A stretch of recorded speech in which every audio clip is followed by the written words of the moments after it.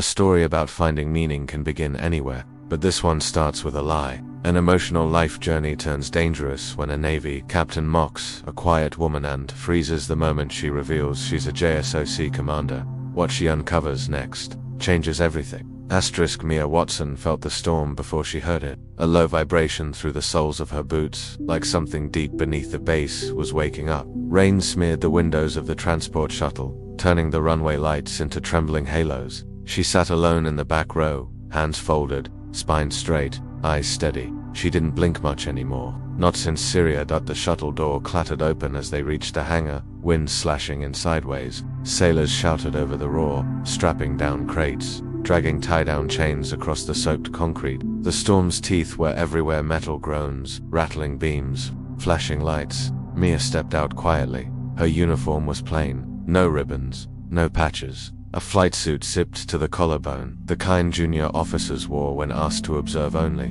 A perfect disguise, one she chose on purpose. Attention was the enemy. It always had been. She walked through the hangar like she'd walked through ruined alleys overseas, was direct, always mapping escape routes. The smell of jet fuel mixed with rain, metal, and the faint chemical sting of hydraulic fluid. She let it all settle in her lungs. Calm was a learned art, and she'd had to learn it the hard way. As she moved further inside, conversations dimmed, heads lifted, not because anyone recognized her, they didn't. But people sensed something. Some people carried weight like a shadow. Mia carried enough for 2 lifetimes. She reached the cluster of officers at the far end of the hangar, just as Captain Owen Reddick turned toward her. Square jaw, confident smirk, polished boots, the kind of man who mistook charm for capability. He looked her up and down too quickly, then smiled like he'd already solved a puzzle. While he said loudly, "You're early. Logistics usually shows up last." Mia stopped, not abruptly, just enough to show she had heard him. Rain slid down her jawline, cold against her skin. She didn't answer. Reddick chuckled and stepped closer, hands clasped behind his back, chest subtly pushed forward. "Relax, Lieutenant. I'm not chewing anyone out today." He tilted his head. "What's your unit? Are you one of those liaison types? Paperwork, scheduling, that sort of thing?" The 2 lieutenants behind him exchanged looks, half warning, half disbelief. They didn't know her, but they sensed this was a terrible idea. Mia's expression didn't change. She simply observed him the way she used to observe opposing fighters, calculating angles, timing, temperament. People revealed far more than they intended when they felt comfortable. Reddick doubled down. As expected, no rank insignia. He gestured at her collar. "You all really need something so we can tell who's who. Hard to know what to call you." His voice carried across the hangar. He wanted people to hear. Predictable, she thought. She had spent years listening to men like him try to size her down so they could size themselves up. Once upon a time, she fought back. Now she simply waited. "I asked your rank," Lieutenant Reddick said, smile tightening. "Unless that's classified." He laughed at his own joke. Mia blinked once. Slowly, then a single thought rose in her chest, not anger, not pride, but weariness. This man had no idea what he was standing in front of, no idea what it took to carry the things she carried. She exhaled a quiet breath, tasting metal and storm water at the back of her tongue. "My rank," she said, voice low, steady, almost soft. But the door behind her slammed shut with a thunderous clang. The hangar shook, lights flickered. Somewhere, a wrench clattered to the floor. Every head turned, every sailor froze. Mia didn't move, her eyes lifted, meeting Reddick's with a quiet, impossible certainty. And only then did he feel it. The shift, the wrongness, the realization that he had gravely misjudged the woman standing inches from him. She opened her mouth again, and a Marine in full combat gear sprinted up, breathless, rain dripping from his helmet. "Commander Watson, JSOC needs you now. The perimeter has been breached." Reddick's face drained of color. Mia didn't even look at him as she stepped forward. The storm outside wasn't the dangerous part. She was. If you want more emotional storytelling, faceless narratives, or deep life meaning stories, subscribe and follow the full series. The hangar lights stuttered as Mia strode past Captain Reddick, her boots splashing through the widening puddles on the concrete. She didn't need to speak. The Marine's urgency, the storm, the sudden shift in energy, everything around her tightened into a single point of gravity centered on her. The Marine kept pace. "Ma'am." Surveillance drones picked up motion near the restricted docks. No identification, no response to challenges. "Thermal?" Mia asked, indeterminate. His voice wavered. "Not human." "Maybe." Mia slowed. That word, maybe. The last time intelligence said maybe, she had lost 3 operators. She scanned the hangar windows. Rain streaked across them like white noise. The storm outside was bad enough to mask almost anything movement. Lights, even an engine. Perfect cover for someone trying to slip in unseen. Reddick trailed behind her, shaken but pretending otherwise. "Commander Watson," he called, voice cracking on the title he'd mocked minutes before. "If this is a drill, it isn't." 2 words, cold, precise, final. Reddick shut his mouth. Mia adjusted the earpiece clipped to her collar. A faint hum cut through the static as encrypted JSOC frequencies activated. She scanned the live feeds appearing on the Marine's tablet. Flickers of movement along the black water, intermittent glows beneath the surface. Something was approaching the pier, something deliberate. Her pulse stayed steady, but a shard of memory slipped through her composure. A compound in Aleppo. A false heat signature. A trap that nearly got her killed. She pushed it down. "Perimeter teams?" she asked. "Already in position," the Marine said. "Awaiting your command." Good, they'd learned from the Umbra mishap. No premature engagements. They reached the blast doors leading outdoors. Wind hammered against them like fists. Mia paused with her hand on the handle. The cold metal vibrated. "Captain Reddick," she said without turning. "This is where you stop pretending you understand what's happening." His silence was agreement. She pulled the door open. The storm hit like a physical wall, wind strong enough to stagger the Marine, rain stinging like grit. The pier stretched ahead in broken lines of light, the waves heaving violently against steel pilings. Visibility was nearly 0. But Mia saw something the others didn't. Single quotes TI movement within the storm. A shape, low, intentional, almost gliding. She stepped onto the pier, ignoring the rain soaking through her flight suit. Every sense sharpened. The storm pushed against her, but she didn't yield. She never did, Commander. A perimeter officer shouted over the wind. "Unknown vessel approaching fast, no running lights, no transponder. Show me."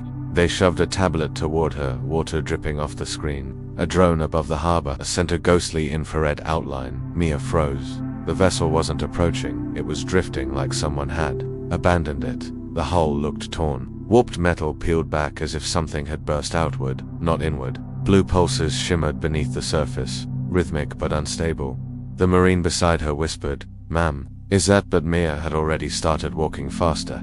Her boots thundered against the dock. Operators followed, weapons raised, moving in careful formation. Mia's pulse remained steady, but something cold moved beneath her ribs. This vessel wasn't an intruder, it was an escape from something. Lightning cracked overhead, illuminating the water. The vessel jolted.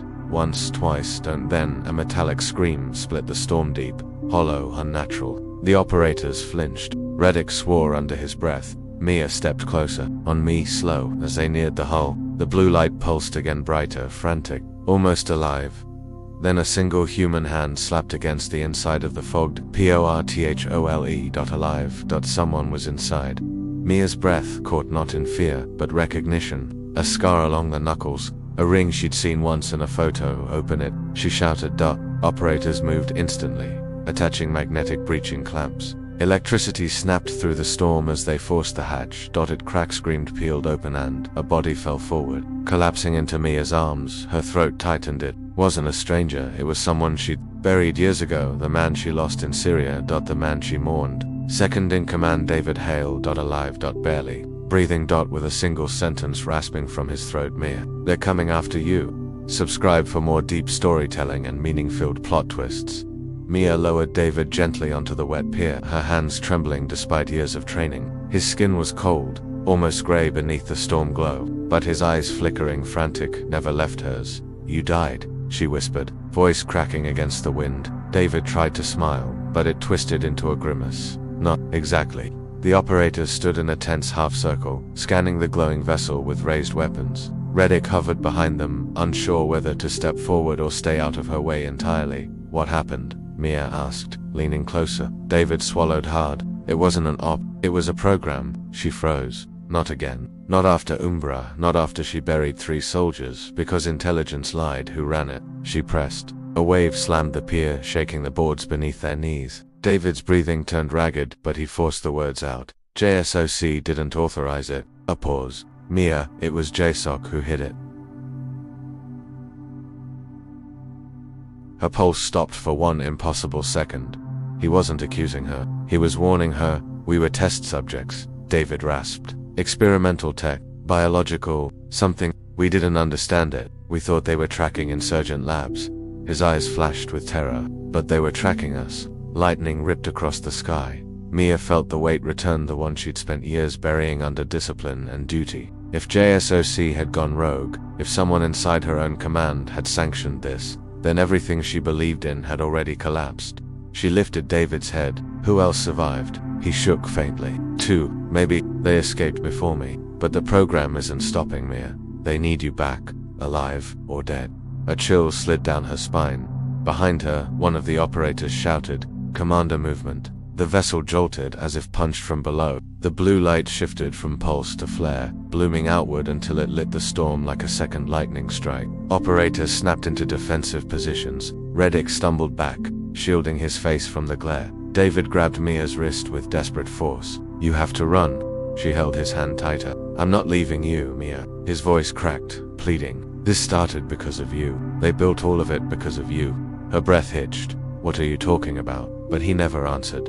The vessel let out a deafening metallic shriek, and the hatch behind them exploded outward, spraying shards across the pier. Operators ducked for cover. Mia shielded David with her body as a column of light ripped through the air, hitting the dock just meters away and scorching the wood black. The blue glow intensified, shifting, swirling, forming shapes in the air that looked horribly, instinctively familiar. Human silhouettes distorted, advancing. David's grip weakened. "They're not coming to kill you. They're coming to bring you back." Mia rose slowly, turning toward the silhouettes emerging through the storm. Her past, her command, her greatest failure taking shape in front of her for the first time that night. She felt feared, and they spoke her name. The silhouettes advanced through the storm, not gliding, but moving with an uncanny rhythm that made the human eye struggle to track them. They flickered like shadows cast by a broken light source, bodies bending in ways muscle and bone shouldn't allow.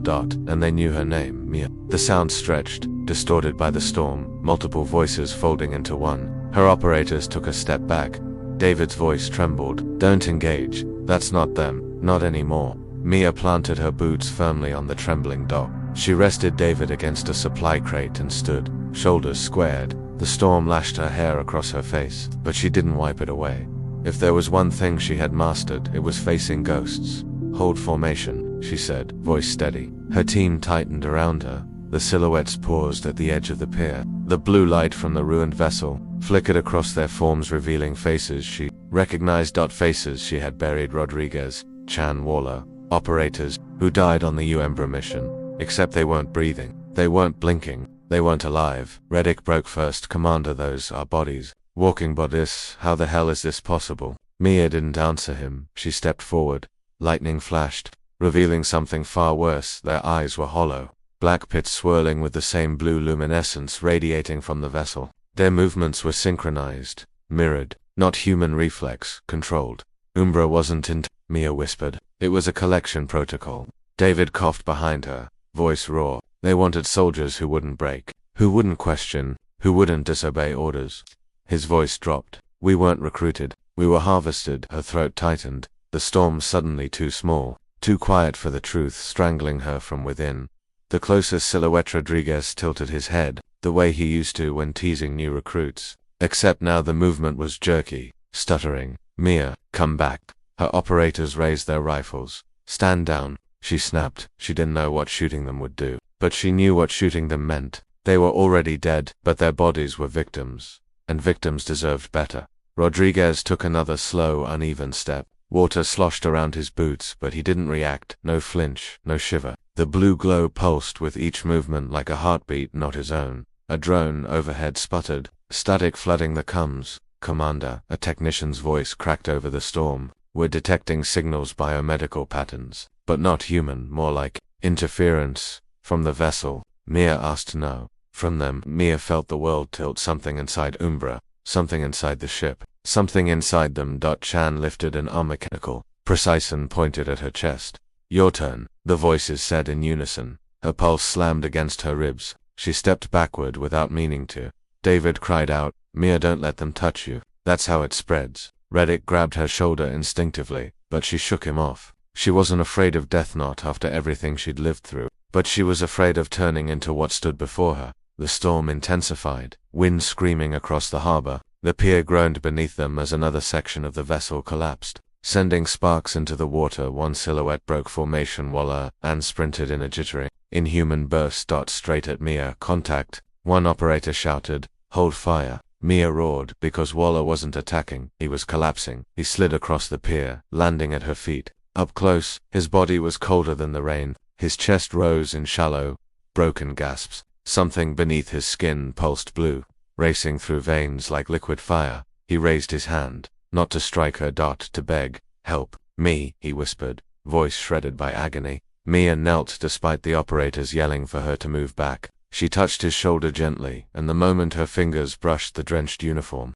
a surge of cold shot up her arm, an echo of the same pulse inside him. Waller's eyes snapped open, not black anymore, brown. For a fraction of a second, he was human again. Mia, he gasped, it's inside us, and you're the only one they want intact. You're the his body convulsed violently, the blue light blooming under his skin like wildfire. An ear-splitting tone blasted from the vessel, drowning out his last words. The other silhouettes stiffened at once, snapping back into formation. Then one voice, unified, artificial, bring her home, and every silhouette lunged at once. They lunged in a single, terrifying wave. The silhouettes, her former teammates, her fallen operators, sprinted with inhuman speed, feet pounding against the soaked pier. The boards groaned under the force, snapping in places as the storm howled around them. Lightning shredded the sky, turning the world into a stuttering series of frozen images. Rodriguez with his mouth open in a voiceless scream, Chan's arms reaching, joints bending at impossible angles, blue light pulsing beneath Waller's skin like wildfire. And Mia Watson stood in the center of the collapsing pier, soaked, trembling, but unbroken, defensive line. She roared. Her team formed up instantly, rifles raised, boots braced, breaths held, but she lifted her arm sharply. These were ours. The silhouettes hit the outer ring of operators with the force of a car crash. Metal clattered, boots slid, bodies collided, but the uncanny figures didn't strike to kill. They grabbed, restrained, tried to drag toward her. Mia. David's voice cracked from behind, weak but desperate. Don't let them take you. A figure barreled toward her. Rodrigue, his face flickered between agony and emptiness, those hollow eyes straining as if something inside him was fighting for dominance. Mia. A whisper, human again for a split second, and that was the hesitation she needed. She didn't back up. She stepped forward. Her hand shot out and seized Rodriguez's wrist. A shock ripped through her arm, cold, electric, echoing the same unnatural rhythm thrumming beneath his skin. But she didn't let go. Rodriguez, she whispered, leaning close. I'm here. Fight it.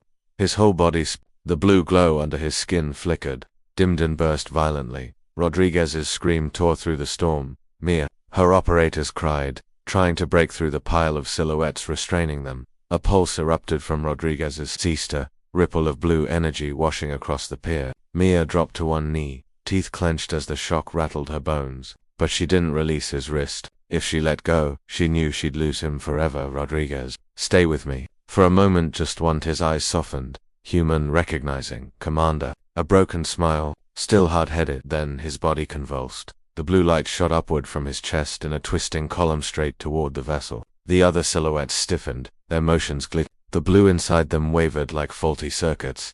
And then Mia understood. The ship was controlling them, but the link worked both ways.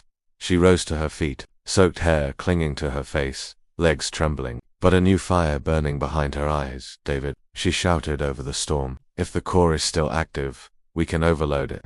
David coughed violently. You don't know what it'll do to you. Doesn't matter. This was her team, her responsibility, her burden. She sprinted toward the vessel just as another silhouette reached for her, Waller still flickering between human and puppet. Don't. His voice, real for a second, inside. It changes you. She swallowed hard. Then it changes with me. She leaped onto the twisted ramp of the ship, boots slipping on wet metal as sparks rained from ruptured panels.